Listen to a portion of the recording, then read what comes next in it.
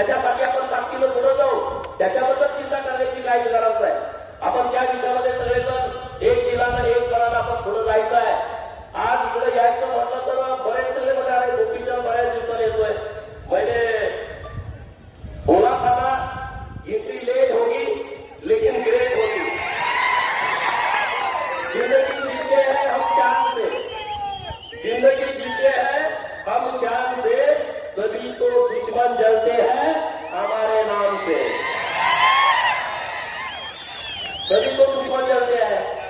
आपल्याला काम करावं लागेल. अरे ममता बॅनर्जीची 15 वर्षाची सत्ता, ती कुणाला जुमानत होती सत्ता. आज ती सत्ता राहिली का? त्यांचे खासदार 20 एनडीए मध्ये चालू झाले. 80 पैकी 60 आमदार त्यांनी वेगळा गट स्थापन केला.